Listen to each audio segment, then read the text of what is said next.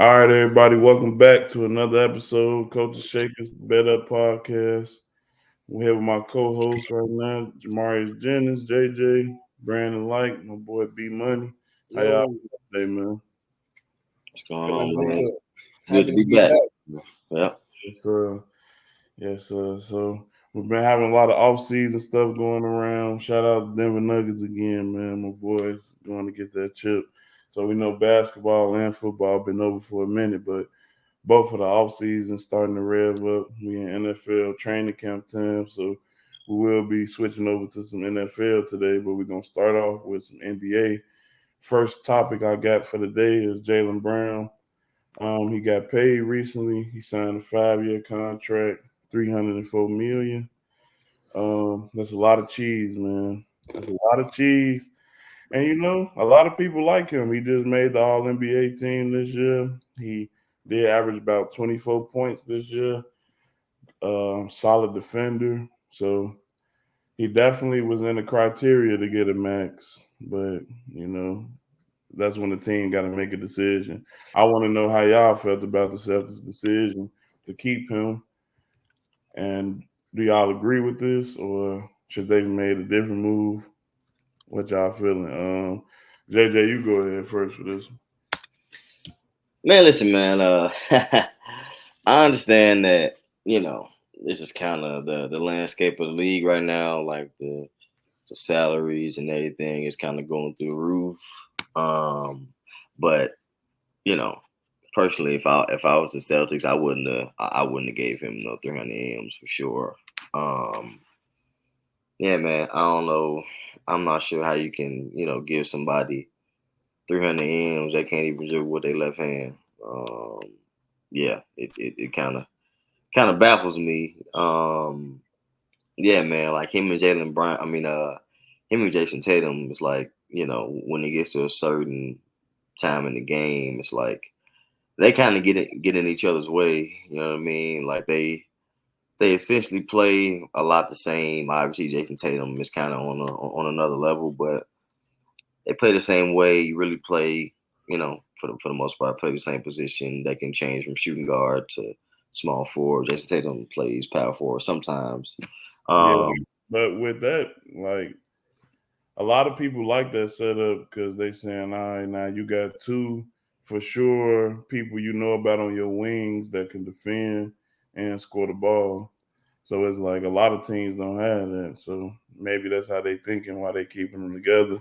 They probably could be, with point could be, with could point. be, but they've been at this for what, like 6, 7 years, like 6, 7 years, 5, 6, 7 years, something like that. Like, A lot of winning though. A lot of winning. yeah, no, they've definitely had relative success, but it's like they haven't been able to get over the hump, up to this point. And I don't think, if you keep hitting your head on the ceiling, you know what I mean, you gotta make a change. And I like the Kristaps Porzingis pickup, Yeah. but I just think that they should have, figured out what more they could have gotten for Jaylen Brown other than shelling out, 300 M's, because it's like they probably stuck with him now. So Yeah. um, They can't yeah, trade it the next year. yeah, So they did add Porzingis. They did trade away Marcus Smart, but the Porzingis move, I feel like it's a good move. Um, I feel like the Porzingis move is a good move, but I don't know. They have went to the finals. They went to I think 4 conference finals so far since they've been together. So hmm they're been doing a lot of good work. So B, how you feel about this move? I don't like the move either. I kind of agree with JJ. I feel like from a statistical standpoint, I guess you in accomplishments as far as like the Eastern Conference Finals, he deserved it. But I think for his inconsistent playing style, his performance in the Eastern Conference Finals, inconsistent performance. I don't remember what game that was, but him not being able, like JJ said, dribble with his left hand, all them turnovers, the costly turnovers. I don't support this move at all. I think the Celtics should have been trying to weigh their options with and have probably find some better pieces for him. Like I liked him going to Houston when that was a rumor going around. I like that, but I don't support this move at all. I think they should have broke up that tandem of him and Jason Tatum. I think 300 M's is a lot of money. I probably would have worked on a deal between Houston or something personally if I was the Boston Celtics. And then Jaylen Brown been wanting to have his own team anyway. At least it's been rumors that he wanted to have his own team. So him going to Houston would have been a better match to me. But I don't like this for the Celtics at all. I don't like it. He did do a couple. I wouldn't say disgruntled interviews, but some of his interviews he was just. It seemed like he wasn't really feeling the Celtics, but he always came out and said that he'd still want to be a Celtic. So we'll see how they mesh up. They definitely just added some flair with Porzingis. I still feel like they. I like that pickup too. I really do. I feel y'all on the day. Probably should have shopped them, but they still can if they don't work out this year. I'm pretty sure they probably will try to, but I still think they got a good chance to go to the finals now, whether they win it or not. But in the East, they got a fighting chance. They play good defense. I feel like the coach, he's pretty decent. So honestly, they definitely got a chance to go back to the Eastern Conference Finals, especially if Dame don't make it to the Heat. Yeah, for sure. They definitely because the Heat then got rid of Strus already. Yeah. And didn't they get rid of Gabe Vincent too? Or no, am I tripping? Yeah, that's two guards that helped them get to where they was going. So if Dame don't make it to the Heat, it just opened it up. It opened up the way for the Celtics to get back. Even though I think the Bucks gonna get back to how they supposed to be, but it's still it's up in the air in the East. It's up in the air between Boston and Bucks to me. Okay. All right. Well, speaking of Dame, he definitely got elephant in the room right now with some trades, but so does this guy, James Harden, making some hard decisions, man. He won out of Philly. He really a little upset with Daryl Morey and how they tried to play him with his contract this year, especially since he took a pay cut the year before with them for them to keep pieces, keep Tobias, things like that. And he won't out, but they not necessarily trying to trade him. So I want to hear kind of like a dual sword from y'all. If y'all was the organization, what would y'all want to do? And then if you was Harden, what team would you want to get traded to? B, go ahead. If I was James Harden, I'd be trying to make my way to the Clippers. I like that team for him. I think, man, even though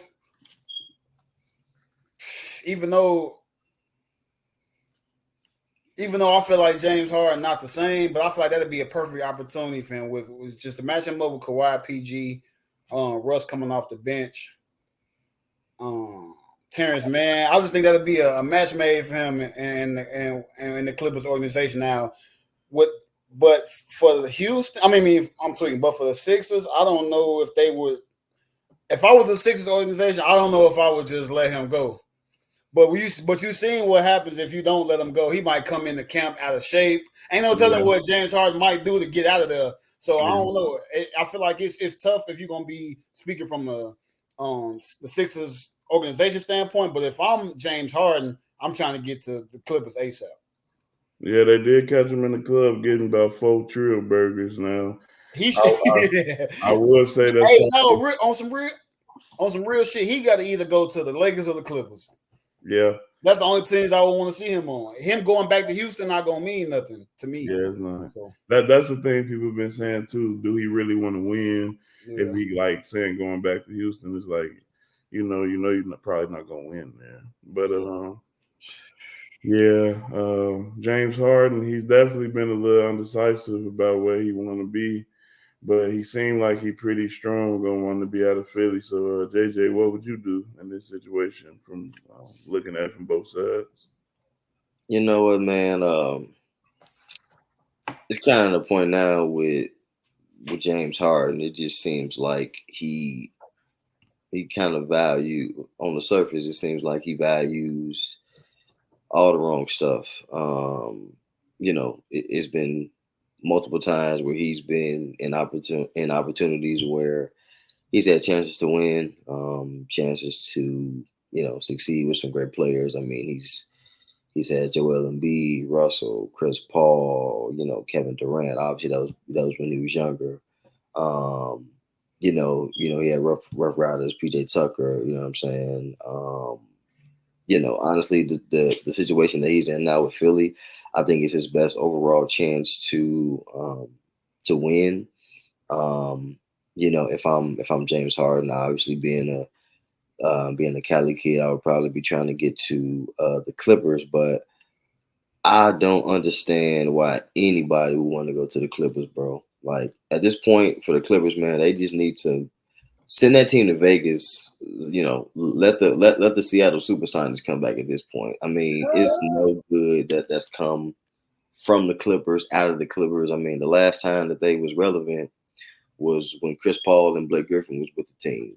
I mean, Kawhi Leonard can't stay healthy. Paul George can't stay healthy. I mean, I don't know why any player in the league would want to go to the Clippers unless they taking over the reins of Paul George and Kawhi Leonard as being the man there. Like I don't get it. Like I wouldn't trust them. I wouldn't trust those two at all. Like, that's a good roster on paper, though, Jay. Man, on paper, that's a good roster. No, bro. I don't care about no paper when you ain't played basketball in 2-3 seasons. Like I don't care about what's going on paper, bro. Like at this point, like the Clippers, they just need to ride Russell Westbrook's coattails until he retires or something.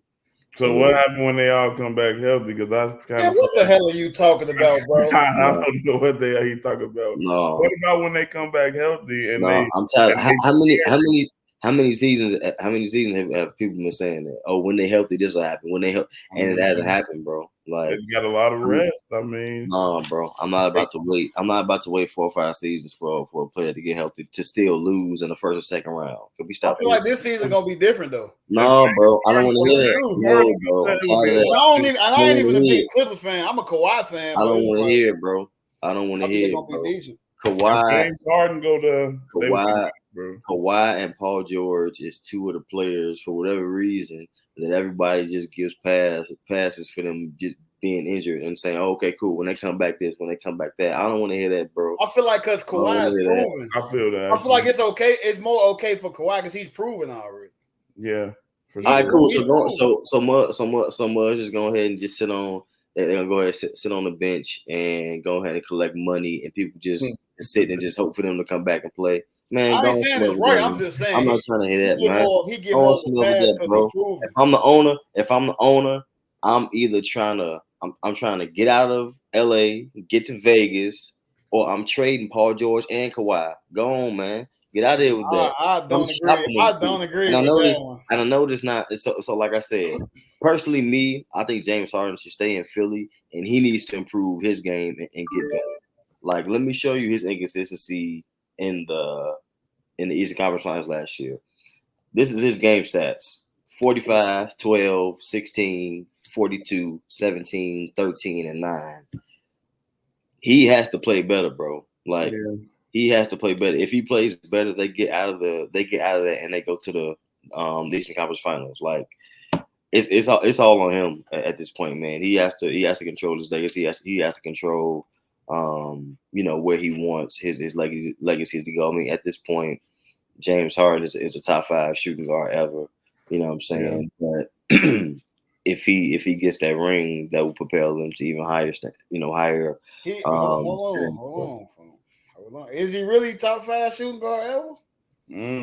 That's tough. That's tough. Top 5, top 7, something like that. Yeah. If I'm thinking off the top of my head, I mean, you got Kobe, Mike, D Wade. That's 3. If you count AI as a shooting guard, that's 4. Who else you thinking? What? Ray Allen? I'm putting James Harden over Ray Allen. No, I'm not putting Ray Allen in my top 5 shooting guards at all. Yeah, I think it's James Harden. What you got? I'm thinking what? Klay Thompson? No, he definitely not. Yeah, you're right. I respect that. He got to be top 5. I respect that. Yeah, I'm saying somebody can think of some other ones, but yeah, man, it's on James Harden. He has to play better, and like I say, I mean, when he was James Harden has played so poorly and kind of had a major drop off to the point where people have forgotten how good he was years ago. Like Yeah, I'm he one of was them people. he was the one that was dropping 60 and 15 and 50 and like he was the one that was coming out doing that. I know people get high on Luca, dropping all these numbers and Jokic and all that, which is cool. That both of those guys are cold. James Harden is the one that was the Yeah, head honcho at one point doing all that. yeah. Um, And so yeah, man. Yeah, that you James say Harden. that, that's interesting because I was just thinking that the other day. I'm like, man, I give James Harden a hard time, but he was averaging 35. Like, that's crazy. Yeah, Going to 50 back to back. yeah, So, And like, hey, and now that I think about it, the Clippers is I do feel like they're a good spot for him, but I do feel like the Sixers might not even be tweaking that much because they still got Maxey. And right. Maxey a rising star in my opinion. So they Yeah, might not even be tripping about moving him around as long as they get some good pieces for him. So I don't know. yeah. yeah, Yeah, they probably not panicking over there. But Yeah. the thing about James Harden, he was so good, and now he's still a very productive player, like borderline. I mean, he a good player. Sometimes he can be a great player. He got his spurts where he just. Yeah. So he want to go to the Clippers. So that's tell me he's still thinking about winning. Now that Houston thing is like, all right, you could have got them to the playoffs. Maybe that would have been the best thing for it. But it's Houston gonna to be be interesting. bag chasing. Houston to just be bag chasing, really. Yeah, for sure.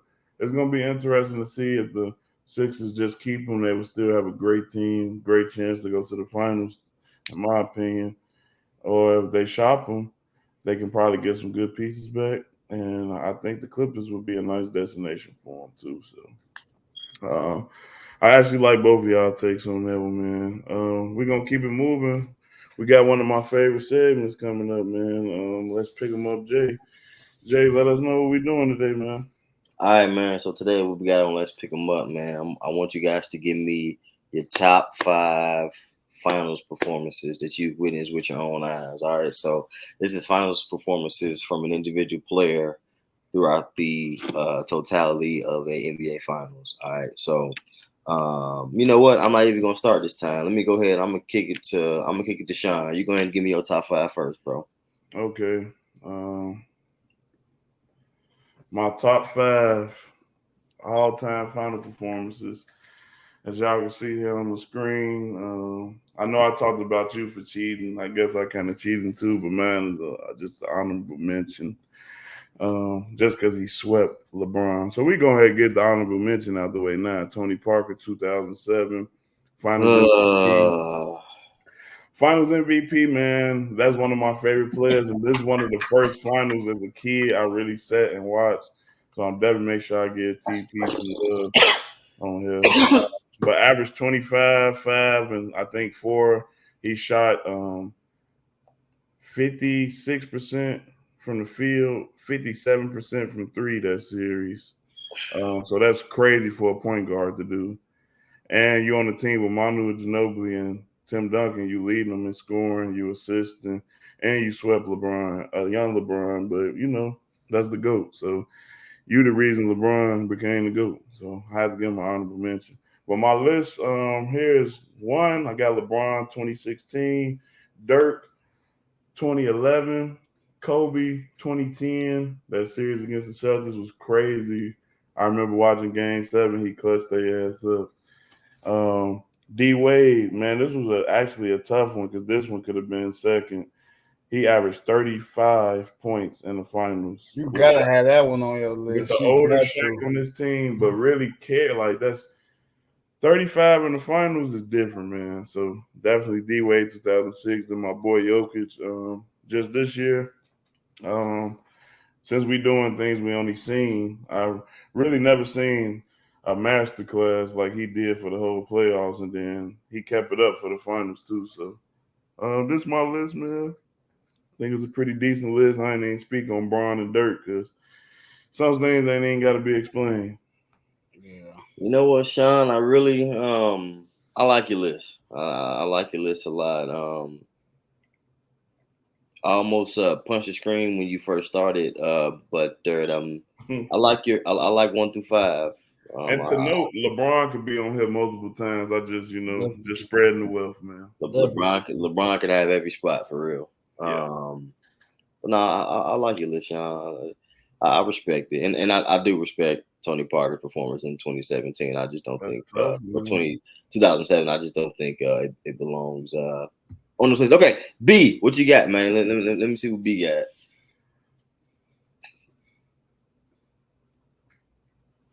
All right.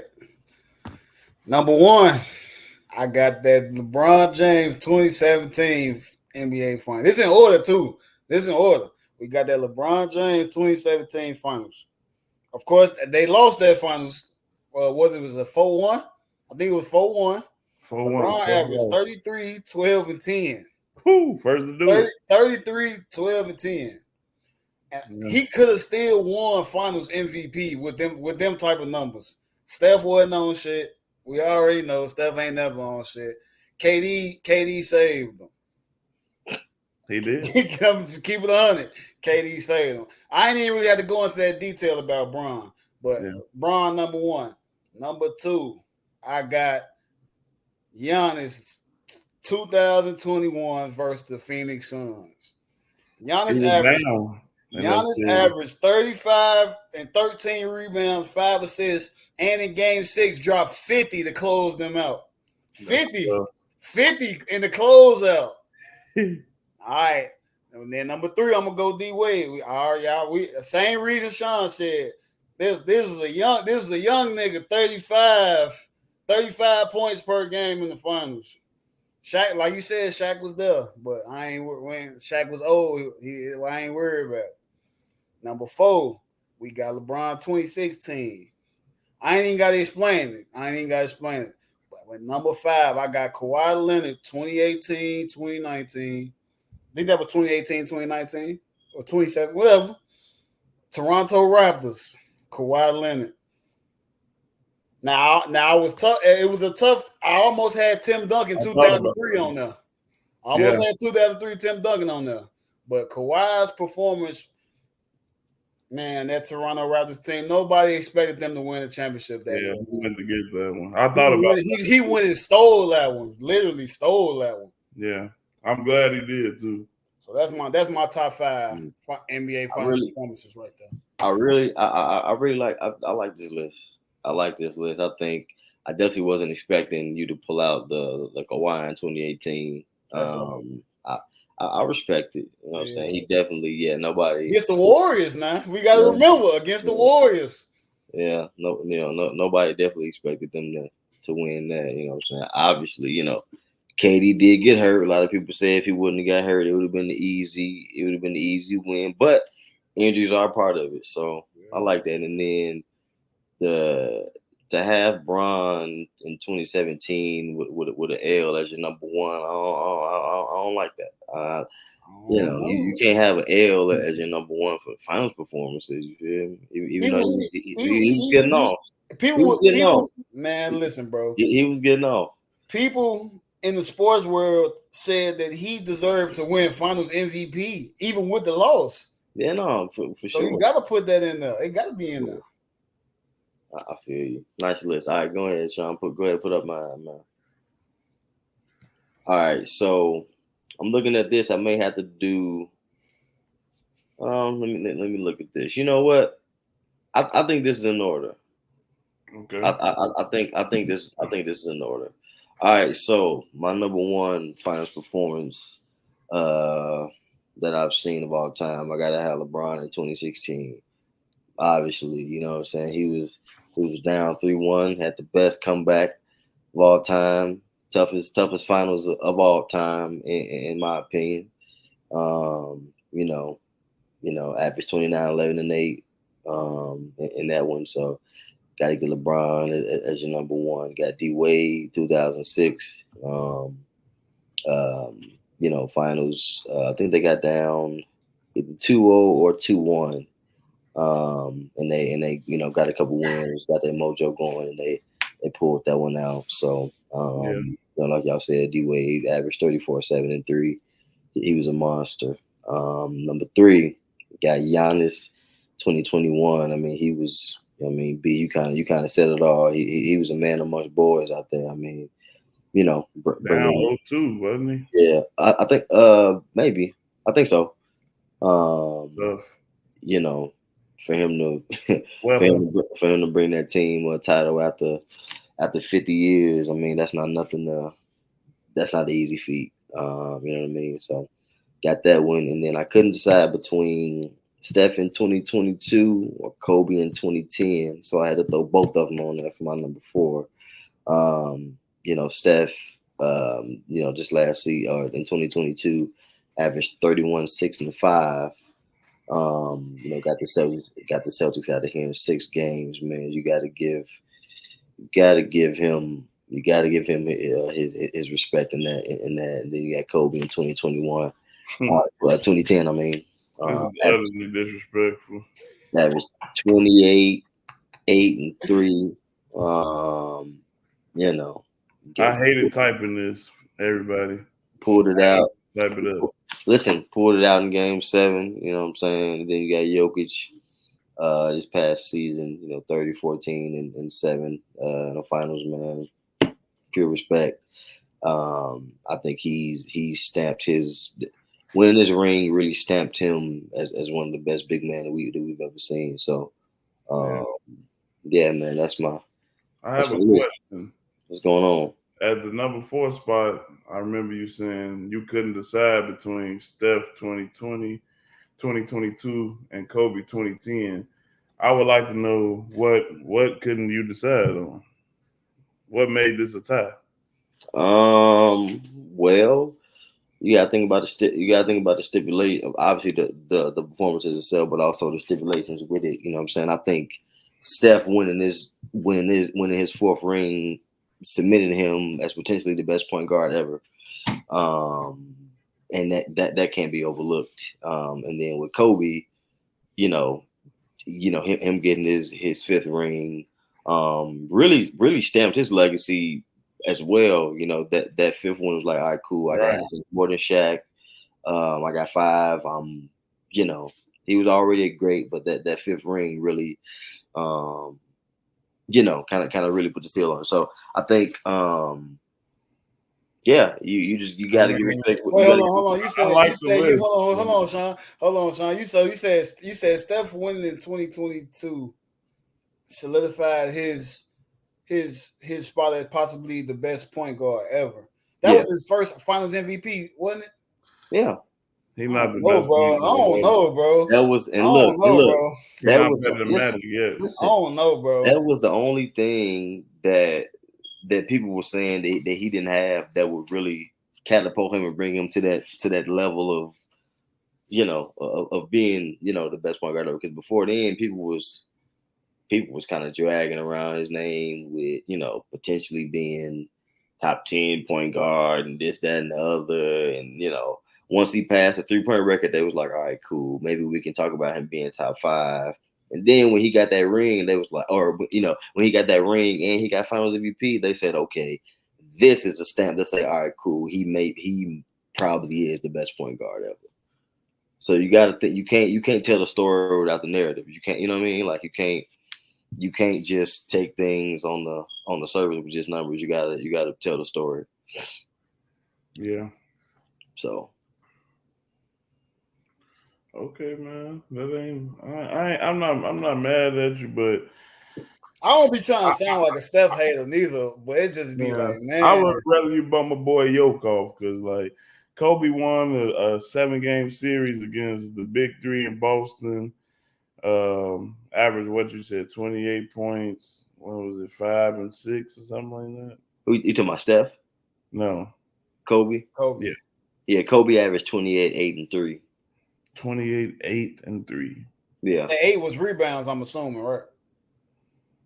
Yeah. Probably, yeah, okay. Yeah. And he played against Rajon Rondo, a Hall of Famer, Ray Allen, a Hall of Famer, Paul Pierce, a Hall of Famer, KG, a Hall of Famer. Oh, Hall of Famer. And Kendrick Perkins, not a Hall of Famer, but got his way onto First Take. So shout out to Kendrick Perkins. Okay, I low-key feel crazy for not putting Kobe on my list. If I'm and listen. No. Wait. And then Steph Curry beat Marcus Smart, okay player, Jaylen Brown, overrated player. Y'all both just said that. Jason Tatum, you kind of, I mean, he nice to me. Then Al Horford, Robert Williams, Grant Williams. I don't compare. That's what the opponent don't compare. That's why I think Kobe's would be over his. Okay, and with Kobe, if I'm coming back at you, and again, Kobe's my favorite player of all time. So, but if I'm coming back at you, somebody could say, okay, I'll come back at you. Somebody could say Boston was old. They was breaking down. Like they wasn't the same team that they was a They couple got through years the ago. East. They beat, They beat Bron. Got through the East. That's cool. That even serves my point even more. Do it? Yeah. It took everything for them to even beat Bron. And when they got to Kobe, they was exhausted. They went 7 games. I ain't gonna lie, bro. That's a testament. How you exhausted, but you go 7 games, bro? That's a testament to how good Kobe is to me. Right, that was a hard fought series, bro. Sure. If you could say the Boston the big 3 or 4, if you want to count Rondo, is if you want to say that 4 was old or winding down, what you think Kobe was? Kobe been doing this for a long time too, though. So they kind of go hand in hand. Hold on. Kobe was still in his prime in 2010. He was still old though. He been in the league since '96. He was still in his prime. KG, Paul Pierce, Ray Allen wasn't in their prime at that point. And that's not even taking away nothing from them. I'm just saying. Okay. I feel that. I ain't mad at you. Man, Paul Pierce came in the league in '98, man. I had to look it up that quick. Paul Pierce came in the league in '98. Yeah, Kobe definitely was getting up there in age too, so that was a good feat. But we're gonna shift over into some NFL stuff, man.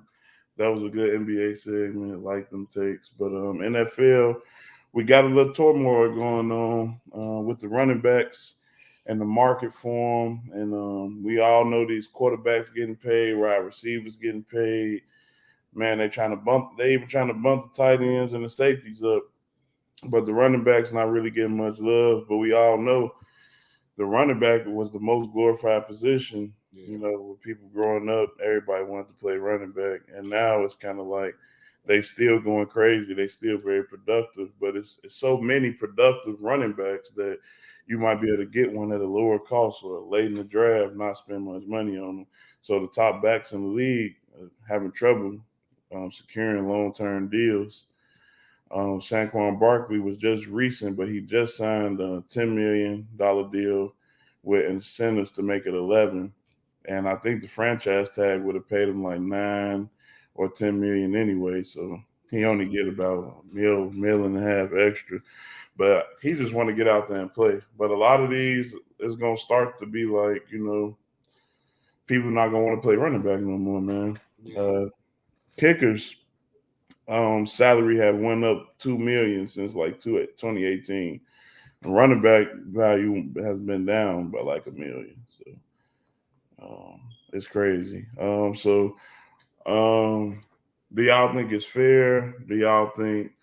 How y'all think about the league? Is this gonna become a problem, or can they just work through this and running backs is gonna have to get in where they fit in? B, I'm gonna go with you first. Yeah. So I think that I feel like they're getting paid. I feel like they're getting underpaid because their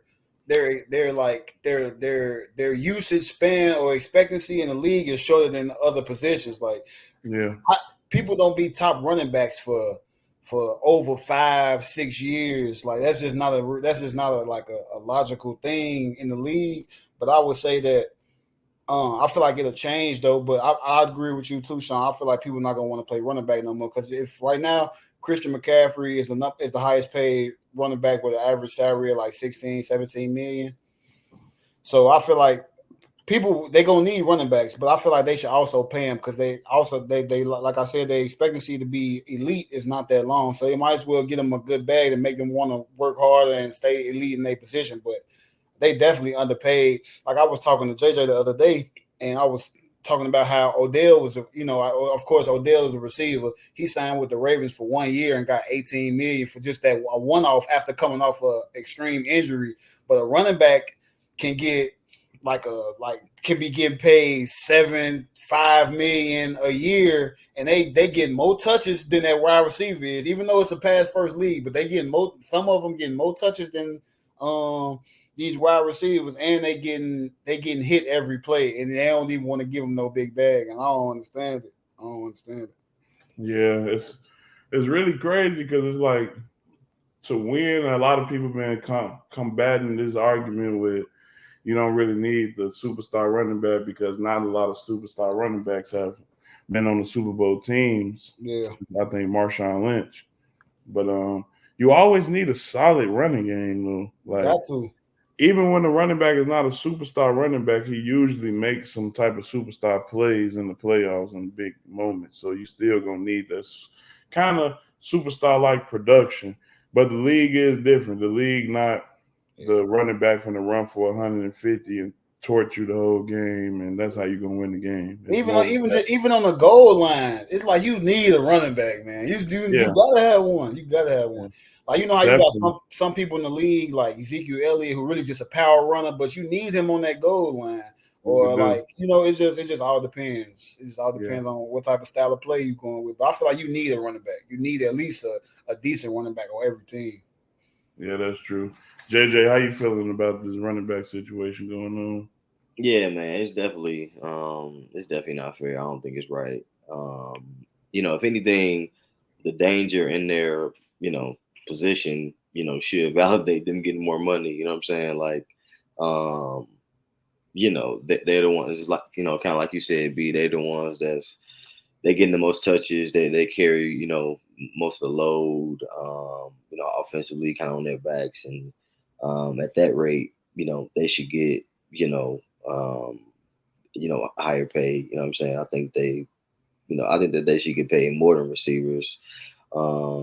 And to be honest, like just as a team, just really with anything, like when you think of any sport, like that has multiple um, levels and things like that, like you can't be one dimensional. You know what I'm saying? Like it's not going to be a team that just stick, to run to passing 100% of the time. You know what I'm saying? Like that's going to make it easy to plan against you and to come up with different defensive schemes to stop you if that's the case. So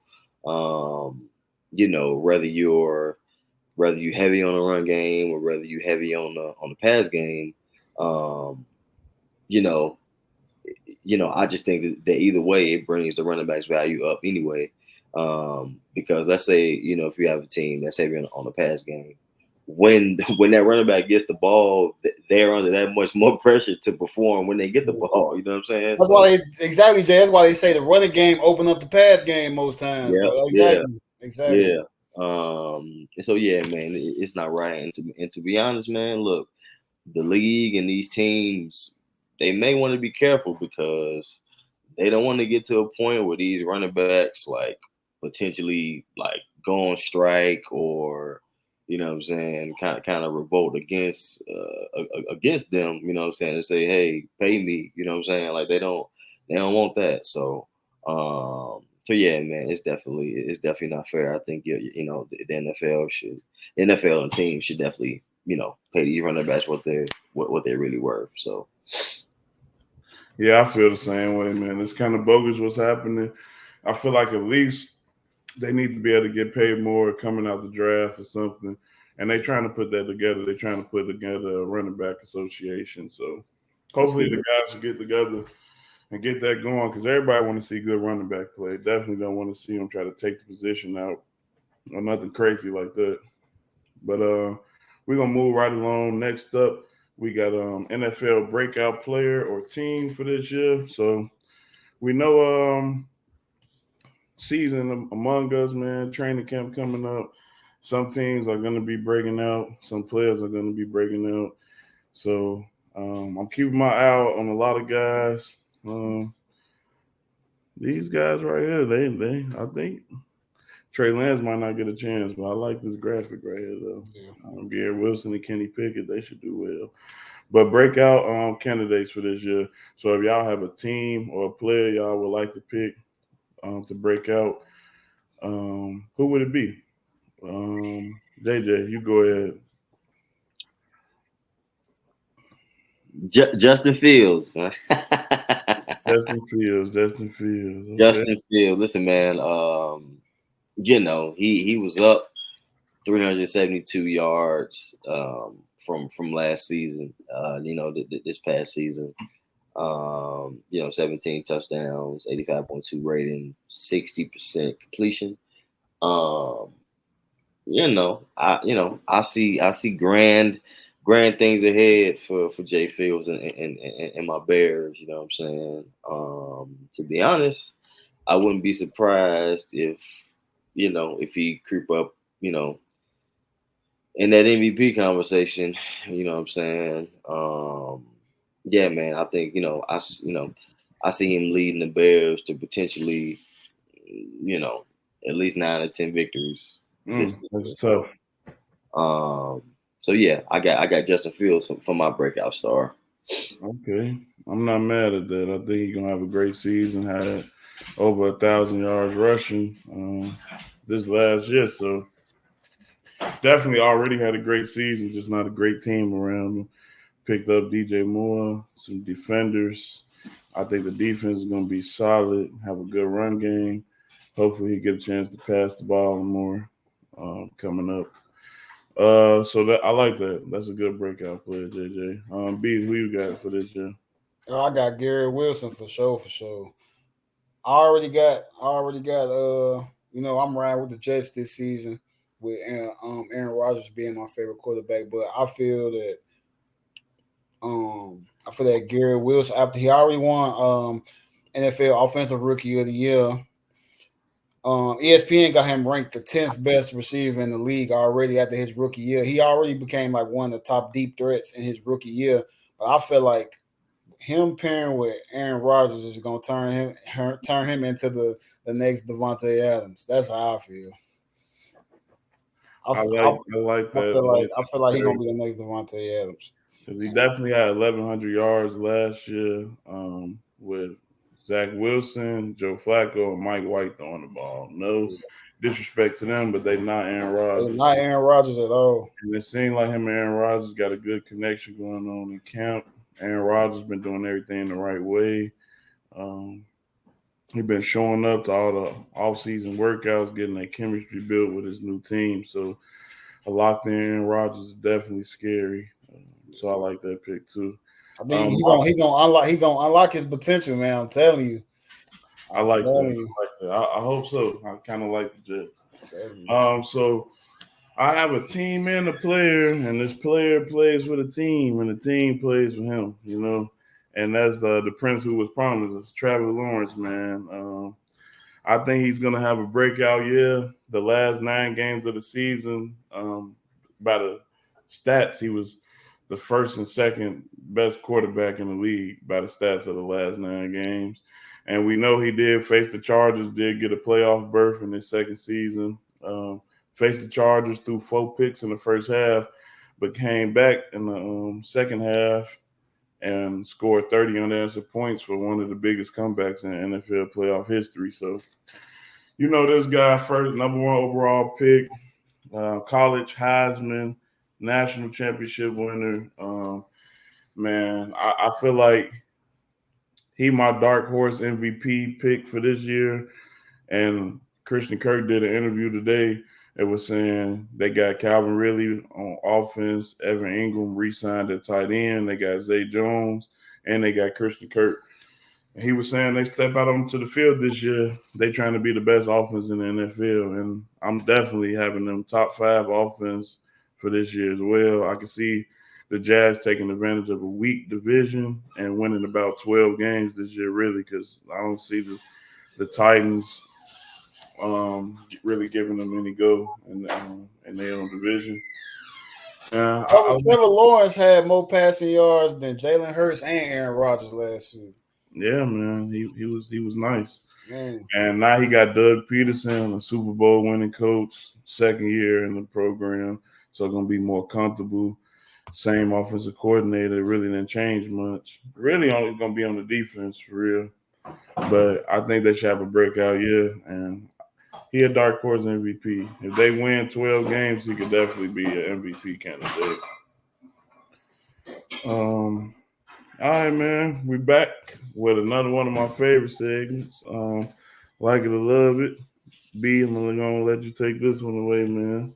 Yeah, man. So, just this portion of like it or love it, just I think of it as like barbershop talk. And when you in the barbershop, it's always LeBron versus Kobe, Kobe versus LeBron.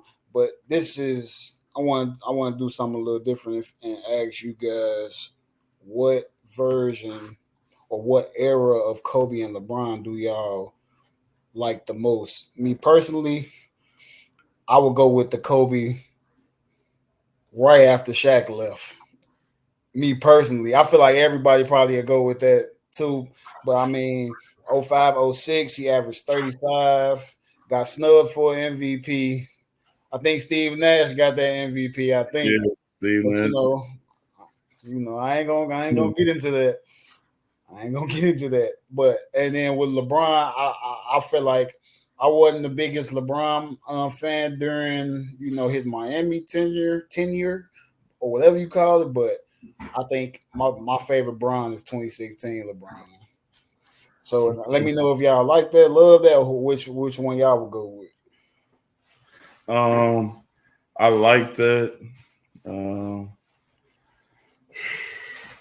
I don't know if I love either one of them though, because I think I got a different pick. But I definitely like both of them. That Kobe, when he averaged 35, when I went to look at it, I'm like, man, they definitely took that MVP from him. So you Yeah. definitely got a point there.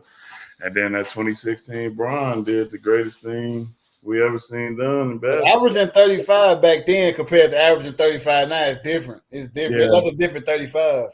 that's good. That's a good point you That's a just said. different That's 35 actually right now. crazy. Um, I would probably have to say my favorite Kobe was probably the the 2010 Kobe that we just talked about that beat the Celtics. Just cause like I watched the whole series and at this time I was thinking LeBron was better than Kobe, but I had to go watch Kobe do what Bron should have did. So that was crazy seeing him beat Paul in them 7 games. Like just really locking in on sports, getting into high school. So it's like you want to. Well, how can I say?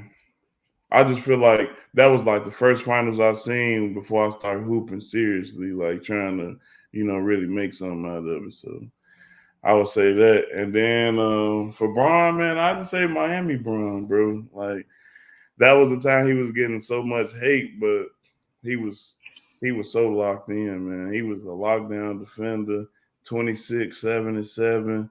I done said it a million times, man. Man, It was really crazy. Like he would really just lock in. He kind of was like a villain role, but he that's was like exactly what it was. He played the villain. he did, but he was meeting the occasions, straight on. So I would have to say Miami Braun. Then I like that getting old Kobe, but I'm still here. Like I'm still him. I like I that. ain't gonna lie. You can low key also say Bron's first Cleveland run because man, he was taking bombs to the playoffs. Like Yeah, he was. man, but go ahead, Jay. What you got?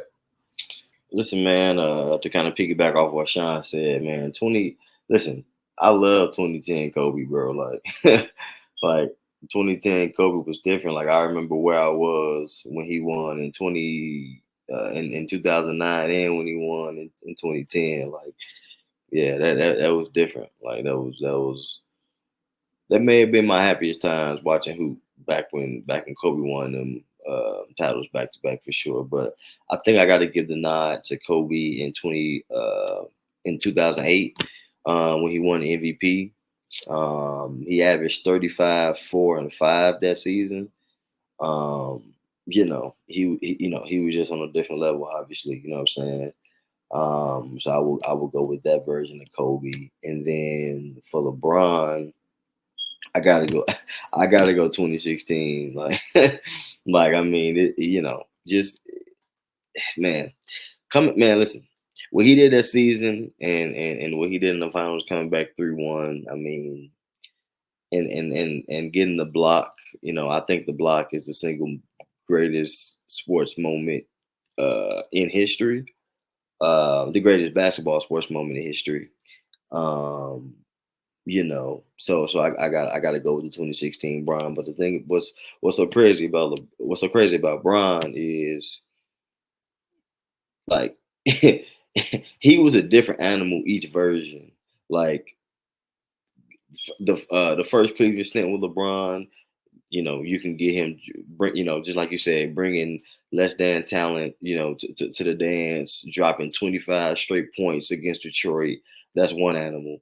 Then you got LeBron in Miami winning back-to-back titles, locked in, learning how to win. That's a different, that was when he won 4 straight MVPs. That's a different animal. Then you got Bron second stint with Cleveland, coming back from being down 3-1. You got LeBron toe in 2018. It's like, oh my, like this dude is just ridiculous. Like, like how you gonna have 3 or 4 different Hall of Fame careers? Like early LeBron could be Hall of Fame. Miami LeBron can be Hall of Fame. Second Cleveland can be Hall of Fame. LeBron and What's so crazy though? I feel that way about Kobe too. I feel like Kobe, three-peat Laker Kobe is a Hall of Fame. Then like LeBron, I feel the same way about Kobe. Yeah, bro, like LeBron in LA when he passed Kareem and got a ring, could have been another Hall of Fame. Like, man, how you gonna have 4 different careers in one, bro? Like that's crazy, bro. He's truly blessed. Like when God made him, he definitely sprinkled him with so much grace in this game. It's crazy. So yeah, man, I got to go LeBron in 2016 and then Kobe in 2008. Man, I can finally say I ain't mad at that. That's something that you really can't mess up right there, JJ. That was a good question, B. Way to keep the peace. All right. So that was a little drift back into NBA. But NFL season is upon us, training camp in motion. So we are going to go ahead and give some predictions today for our NFC division winners. A lot of changes happened this offseason around a lot of different teams. The Bears, the Packers, Saints, really everybody. So there's been a lot of mixing up going on. I definitely feel like some new people are going to be winning this year from each division, actually, on my list. Curious to see what y'all list look like. B, I'm going to start off with you first. Let's see if we can pull it up. Go ahead.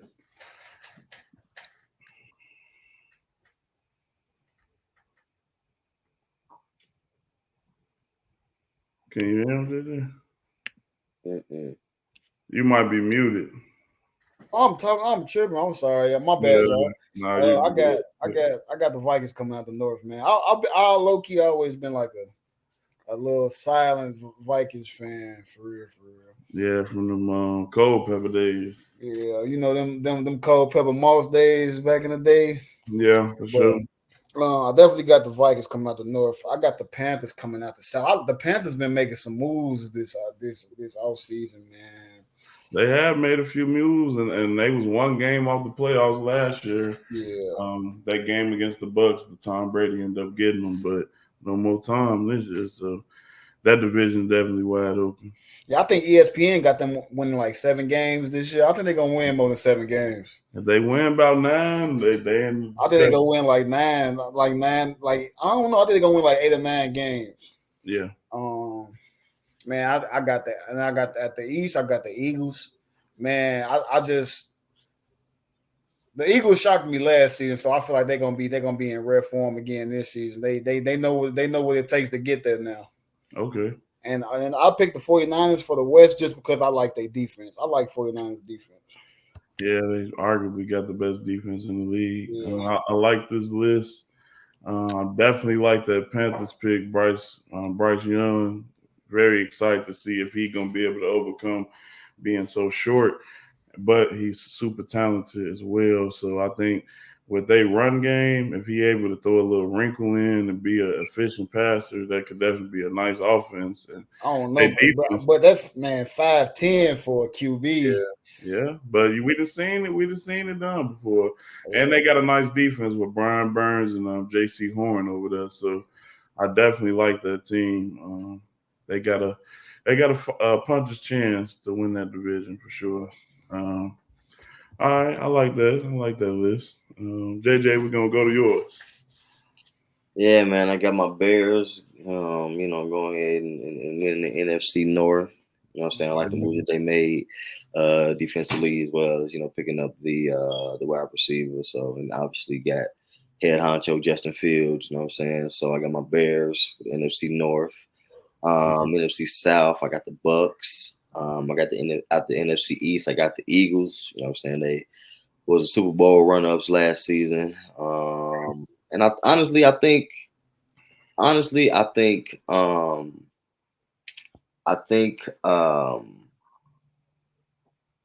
Jalen Hurts. I think when you got a player that feels like they're the best player in the league, that's something dangerous. And I can tell that he probably feels like he's the best player in the league, and he kind of left some on the table. You know what I'm saying? Last season by not bringing it out. He just got a different type of flair, with his game. So, so I like what they got going on in Philly. So I got them coming out the NFC East, and then at the NFC West, I got the 49ers. Same thing. I really love that defense. It's a bit of a problem. So that's my list. Got the Bears, Bucks, Eagles, and 49ers. Okay, all right. I'm not mad at that list. I don't necessarily. Actually, my list is totally different except for one team, but I'm not mad at those picks for sure. Yeah. That's not bad selections right there. I can see those happening. All right, for my list, Well, if first, you don't get the Falcons off this list, man, you crazy, bro. y'all got to You listen. crazy. Y'all got to listen. Man, do I see the Cowboys? Do I see the Cowboys? Yeah, we do. I'm really a cowboy hater, but this is just me being intelligent right now. All right, so first coming out the NFC North, I got the Detroit Lions. As we all know, Jared Goff, kind of similar to Trevor Lawrence, had a great 9-game stretch to end the season last year. Was top 5 quarterback by the numbers. Did a lot of winning, and they actually stopped Aaron Rodgers and the Packers from making the playoffs in the last game of the season, and finished, I believe, over 500, but just missed the playoffs. And they did a lot of additions to their roster. They have a very good roster on paper, and everybody's young and getting better. As long as they can solve their defensive woes, I feel like they should have an explosive offense with Jameson Williams being able to come back this year and actually play. Then they got Amon St. Brown, who's becoming a number one option. He's another young guy. And then they just drafted Jamar Gibbs from Alabama. So electric running back, young running back, experienced quarterback, nice game manager. I think the Lions gonna go ahead and get the division, but I am bearing down though, so I hope the Bears win it. NFC South, I got the Atlanta Falcons. I know it sounds a little crazy, but the Falcons was not bad last year. They was only a game out from the playoffs in their division, so they got a weak division. Firstly, secondly, they was a top 5 running team last year, and then they just got the best running back in the draft, Bijan Robinson, who but Daniel Thompson himself compared Bijan to him. So I feel like with a good offensive scheme, if they could duplicate the running from next year, get AJ Terrell to, hone the defense in and lock down, I feel like they can win 9 or 10 games and win their division and make it into the playoffs. if Desmond Ritter is not turning the ball over. And people forget he's a very fast running quarterback himself. I think he ran like a 4.5. The Falcons won 7 games last year. It was like 7 games. Yep. So I got them winning like 2 more games with these additions, man. I feel like the defense got a tad bit better, and the offense should be even more explosive with Mariota not starting at the beginning of the season. Now you got Desmond Ritter starting fresh. I was just gonna say, do you think Desmond Ritter is a franchise quarterback? I don't know, but I do think he is a good running quarterback, and he don't throw the ball a lot. So if they can run the ball and he can make some simple throws and do some read option, he should be able to, like, if he got a nice deep ball, catch some people off guard a few times a game. So that's my NFC South. NFC East, I really wanted to pick the Eagles. I really like the Eagles. I agree with everything you said about the Eagles, but it's football. And sometimes you lose games you're supposed to win. All the time. Sometimes you win games that you're supposed to lose. And I feel like this is going to happen in the NFC East. This is very competitive now. It used to be the worst division in the league, and the Cowboys just always winning. But now it's low-key becoming one of the best divisions, with the Giants being a good team, and they got better. The Eagles definitely got better, and I think the Cowboys got definitely better, adding Brandon Cooks, and they added Stephon Gilmore. So really got 2 lockdown corners now. Michael Parsons, arguably the best defensive player in the league. He say he took his game to a whole nother level as well. So if Dak, I feel like this the year Dak could prove me wrong, because I'm really not a believer in him. But I'm believing in regular season Dak. I think they can. And then last year they won 12 games, I believe. So then the Eagles won 14. So if they would have beat the Eagles in that showdown at the end of the season, it would have been up for grabs the next game. So I think that game gonna go in the Cowboys' favor next year. And that shout out Skip Bayless, man. And in the NFC West, I got the 49ers. I really wanted to pick the Seahawks, but I think Brock Purdy is gonna come back and play well. And even if he struggle, I think Trey Lance might come in and get that Kyle Shanahan offense what he always been looking for, and that's that explosive mobile quarterback. I haven't had it since Colin Kaepernick. But if he put Trey Lance with Christian McCaffrey and Debo Samuels, that's going to be an explosive offense. But I feel like Brock Purdy should be able to come back. Like y'all both said, they got arguably the best defense in the league. So I like them going ahead and winning that division. Only the Seahawks going to be competing with them, and they did get better as well. So that's my predictions for this year. So we're going to make sure we keep these noted as the year go on. We will touch on the AFC next episode. But those are all the topics we had for today. And now we're going to do a little Mr. Cut segment. Now, and I know, JJ, I know you had a little something that you wanted to touch on today for the end of the episode that you saw that might have been, I think it made you upset, but I'm really not sure. Listen, man, do you got the picture you want me to list off? Yeah, I'm gonna pull something up. Listen, man,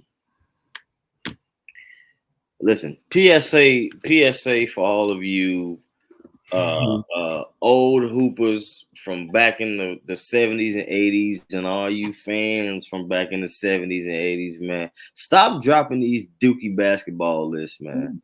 Please stop dropping these doo-doo basketball lists that don't have no type of validity to it, man. Listen, Dr. J came out with a top 10 list, and it's as follow before Sean pulled the picture up. It's as follow. I don't think this is in order. Bill Russell, Will Chamberlain, Oscar Robertson, Jerry West, Elgin Baylor, Kareem, MJ, Magic, Karl Malone, and Tiny Archibald. Man, who? Man, what is this, man? Yeah, he stuck back in them times, gang. Listen, how in God's name, and when I say God, I mean Jesus, Do you have a top 10 basketball list and you don't have LeBron James on there? You don't have Kobe Bean Bryant. You don't have Stephen Curry. You don't have Tim Duncan. What are we doing here, man? What are we doing here? Tiny Archibald? Are you kidding me? I know Karl Malone had over 36,000 points, but if you take John Stockton away, there go 20,000 points right there out the window. I mean, come on now. I mean, what are we doing here, man? Come on now. That's definitely a crazy list. I wouldn't expect.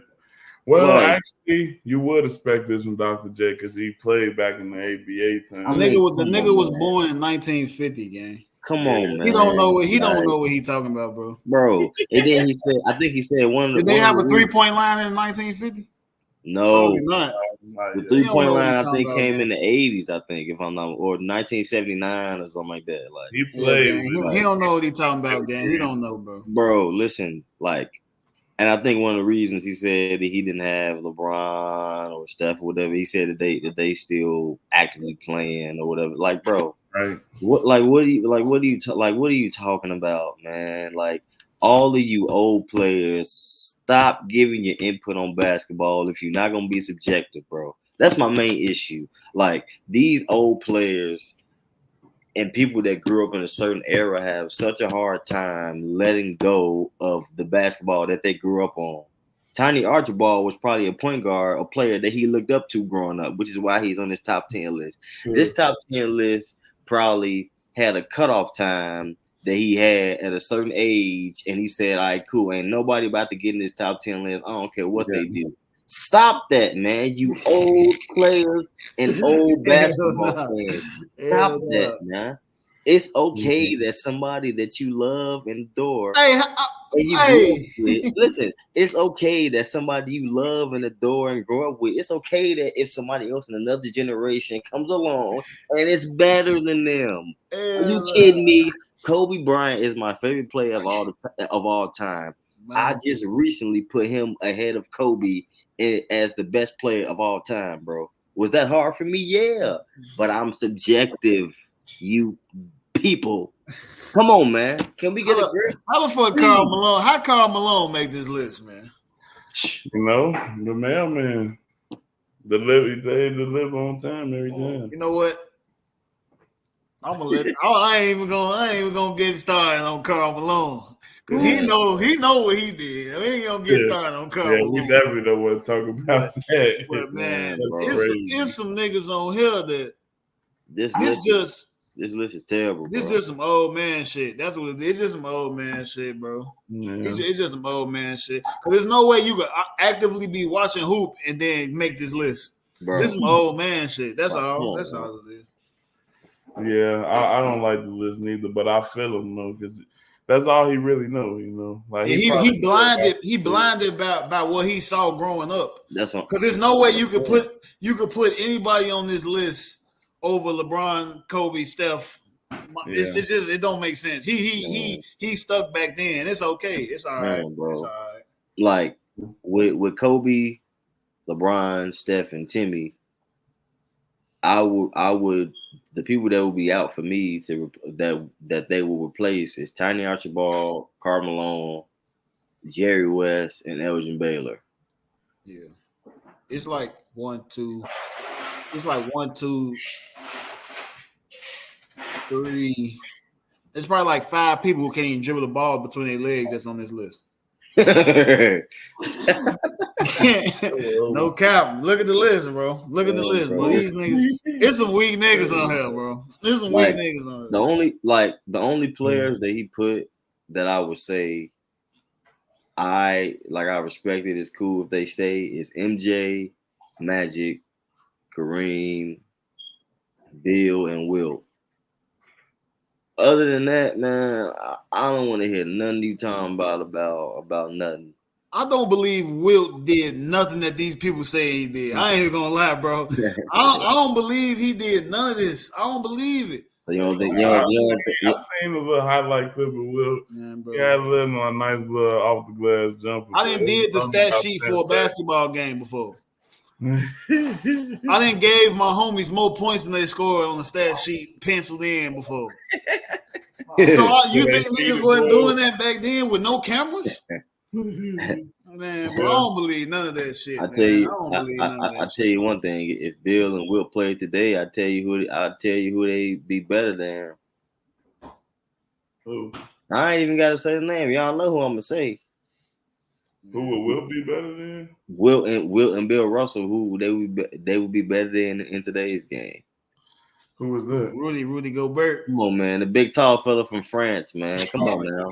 I don't know that. I don't know that for sure. I don't know that. What? I don't know that. With JJ. Okay. Man, I don't know that. Stop it? I don't know that for sure. I Can don't we know stop that. this? Don't like Rudy. We going off of what niggas said they did, not versus what we know. Yeah. I can't say that. I can't say that. You got a point, though. I can't say that. I can't say that. I think They say Will scored 100.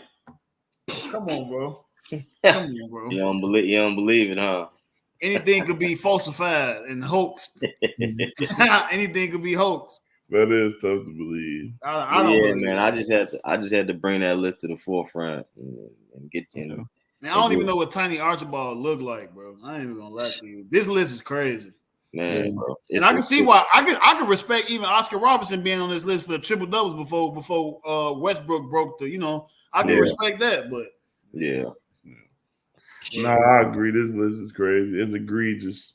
Man, bro. This is egregious. Man, bro, look at him, bro. He don't know what he doing, man.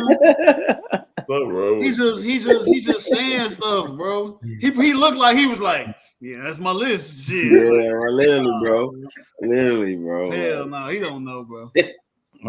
I got something that probably missed the cut. It's some NFL, a little drama. So the new head coach for the Broncos, as we all know, Sean Payton, Hall of Fame coach, came out and said that it was a lot of dirt on people's hands in the building this last year that they just played with Russ, where they only won 5 games. And he was saying that it's really not Russ' fault. He quoted on saying it was one of the worst coaching jobs in NFL history, with Nathaniel Hackett being the first-year head coach. And we know Nathaniel Hackett is now on the New York Jets. And he also went further to say how the Jets trying to win the offseason, and he's seen teams take that approach and then not, come out to nothing. So maybe, they should chill out a little bit. So he basically ripped the coaching staff and said, this is probably one of the worst ran teams ever in NFL history last year. That's why they lost. It wasn't because of Russ. So a lot of people saying he defended his quarterback, but there's some strong words. Bro, I was just going to say, they trying to save face for Russell Wilson. There's some strong words for the coaches, but the Broncos did have the best defense in the league last year, and they averaged the least amount of points. And they point differential in their games was like 1 or 2. So they were saying they averaged 16 points a game. If they had averaged 18 points a game or 19, which would still be bottom 5 in the NFL, they would have won like 12 games and made the playoffs. So that's how bad their offense was. So what y'all think about that? Y'all got a problem with Sean Payton saying that about Nathaniel Hackett and the Jets? Also, Aaron Rodgers came out and said he hate that, a coach that's so established and did so much got to bring down another man, to save face for somebody else. And he was saying he think he need to keep his coach name out of his mouth. So Aaron Rodgers did come to Nathaniel Hackett defense in that as well. So let me speak on that. I feel it be y'all in trouble. No, we're not. That's just this is a classic example of just trying to defend Russell Wilson. On top of that, with Russell Wilson, he been getting last year they were saying he came in the camp unconditioned with a poor attitude already. They trying to save face for their quarterback. That's what's going on. They trying to put it on the coaching, but it ain't the coach. It's Russell Wilson is the problem. So you think Russell Wilson? Yes. Have him having a bounce back year. And Denver Sports just talked about him having one of the roughest practices today that he didn't have So come on, bro. He's just not that no more. It is what it is. It's Russell Wilson. They trying to save face for their quarterback, bro. Yeah. That's all that is, bro. Now I watch. think When the Jets prove all the doubters wrong, then what you gonna say?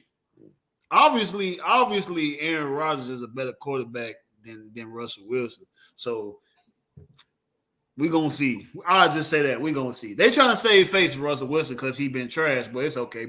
Broncos country. Let's ride. Yep. Broncos country. And Let's ride. actually, I have Yeah, pull it up. I got it out the field. Fuck Russell. Nah, good. Let me see if I can zoom in a little bit.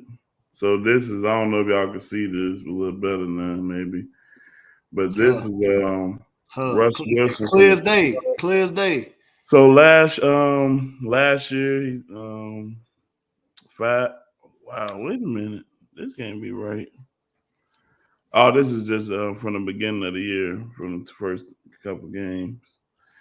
So out of 4 games, the first 4 games of the season, he definitely struggled early. 5 touchdowns to 7 in Seattle, 61 completion percentage. Not gonna get it done. Passer rate 91, but he actually ended the season as like a bottom 5 quarterback. So I kind of think this is saving face for us. I don't know why. I don't know why Sean Payton said this. I mean, because the Broncos really was flying under the radar, and that's good for them. They had a bad year. You don't want to put too much pressure on the team, but now you basically said, like, them coaches gone, I'm here. He also said if they don't make the playoffs, he going to be pissed. So he's saying basically like they got the talent to make the playoffs, and they should do it this year. So that was just interesting, man, because they play each other in week 5 of the season. So listen, you man, already got to see these guys. You talking stuff, and you just only won 5 games. And, you know, he must have a lot of faith in Russ. I mean, Man, they said Russell Wilson didn't throw not one touchdown pass in team practice today. Out. Yeah, that's crazy. You got to at least throw some tutties in practice, man. Come on now. Listen, bro, this goes to show you like the power in like being liked in a particular sport, bro. Politics Like, it for was sure. like, come on, man. If it was you know another player that the NFL wasn't fond of, they would have been dragging this man through the mud. You know what I'm saying? Like, yeah. Politics is crazy. Perception is everything. Narratives is everything, bro. Like, yeah, man. Like, There's a lot of pressure on him, though. I will say that. He do. A lot of people seeing the writing on the wall. They starting to talk. They starting to talk. So I think I don't know. I'm not ready to say he's gonna have a bounce back year yet, but I think Sean Payton is definitely a great upgrade at coach. And he's definitely great with quarterbacks. Was great with Drew Brees after he got injured and traded from the Chargers to the Saints. And we all know Drew Brees had all the records before Peyton broke them. So, you know, he might be able to revamp Russ. But that was just something interesting that missed the cut. B, you got anything you wanted to touch on before we end off? Let me see. Actually, for something a little funny too, I did see that thing. I think you sent it about Bradley Beal wanting to beat up flag. We gotta speak on that. That's crazy. I like Brad Beal, but you can't be screened. He's only 16. I know he may have, you know, got the one up on you, but don't even feel bad. He really him. You know, it's okay. You got to play him seriously next time. That's all. Man, bro, I believe it too. I know somebody got to have some footage. I want that footage to come out. So for context, what who camp they was in, right? They was at Jason Tatum was running the camp. Yeah, and they was Jason Tatum and Brad Beal both in St. Louis. So you know, Brad Beal. I guess Brad Beal showed up. They in the Lou. You know how niggas from the Lou. You know they rep the Lou, and this white boy came to the Lou and played him in the 1-on-1, and I guess he was going too hard, getting the best of him. And when he tried to cut it on, he couldn't cut it on all the way. And supposedly Brian Scalabrine is the one who broke the news because supposedly Brian Scalabrine was at the camp. Wow. So Scalabrine said he's been working out with some of the top high school prospects, and man, they say Cooper Flag is a big talker too. Like he likes to talk trash. So They tried to clean it up by saying Brad was taking the one-on-one lightly, but I don't believe that. I don't believe that. Man, Bradley Beal did tell us. Go ahead, Jay. I was gonna say, yeah, man. Listen, that just goes to show you, man. You can't take anybody lightly out here, man. Because, the age difference don't matter at the end of the day. When you step on this court, we the same age. I don't care what's going on. Like I'm gonna try to take your head off, like like you 25, like you 30. You know what I'm saying? Because if you think about it, Cooper Flag is like about 16 or so. 16. Yeah, so in a couple years, he gonna be in the league anyway. You know what I'm saying? So, and I don't know why people think that these young guys coming up supposed to just bow down to these people. Like, yeah, he got aspirations and dreams to make it to the league. Neither he not gonna back down. He don't care how old you are. He shouldn't care how old you are or what level you on. If he's willing to go there with you, he got something. He cut different if he really, if he really wants to go there. The AAU team, the same thing. Yeah. That video he talked to, he said, "You're gonna have to guard me, and can't none of y'all guard me." So apparently, somebody can. I'm sure Cooper Flag saw that video and was ready to play Bradley Beal. And bro, the thing about it is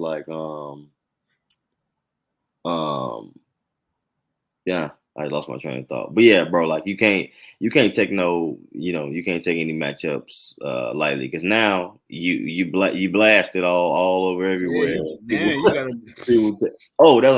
And for whatever reason, bro, like NBA, like certain NBA players always feel like it's kind of like what you said, B. They feel like players like shouldn't say certain things or shouldn't feel certain things just because NBA players have already made it and y'all down here, y'all trying to get to where we are, so you should have some type of level of respect. And it's like, just because a player or a kid is talking trash to you doesn't mean that they don't respect you or don't respect where you're coming from. It's just like, okay, like this is how I'm coming, like, I'm coming for blood. I don't care who you is. Like that's what some people hang their hat on. You know what I'm saying? Like without that, the kid Cooper, he probably wouldn't be who he is now. He kind of remind me of the story that KG told about Austin Rivers. Right. He said Austin Rivers was there with Doc Rivers, for one of their practices, and Austin Rivers was challenging KG to a one-on-one trash talking. KG bust his ass. Brad Beal should have just bust his ass, and it would have been a whole different story. That's it. Been a whole different story. That's it. Yeah, you gotta. It's the same thing. You just supposed to win, show you better. That's it. Is he better? Hey, is he better than Cooper Flag? No, I don't know. I'm not a Brad Beal fan, so I don't know. Cooper, I've never seen nobody. Shout out to you, Cooper Flag. Shout out to Bradley Beal too. Hope you do good in Phoenix. We ain't hating on you, Brad Beal. We fuck with you, but I mean, hey, come on the pod, Brad. Yeah, come on the pod. We ain't hating on you. We love you, but you just hey, man. Hey. Yeah. All right, man. So that was a good episode. Appreciate everybody for watching. That wrap things up for us. We will be, posting some content on all the socials. So everybody tap in on the socials. Culture Shakers, Bet Up Podcast. Next episode gonna be a special one too. Next episode will be a special. We do have a game episode coming up, so it's gonna be more free for all type of thing. We got some guests coming up, some athletes, some some personalities, man. So we got a lot coming for y'all, man. Y'all got anything y'all want to add on? Nope, I ain't got nothing, man. Just stay tuned. We right back. Man. We gonna be more consistent and everything. Yeah, so we'll see y'all next episode. Thanks for watching.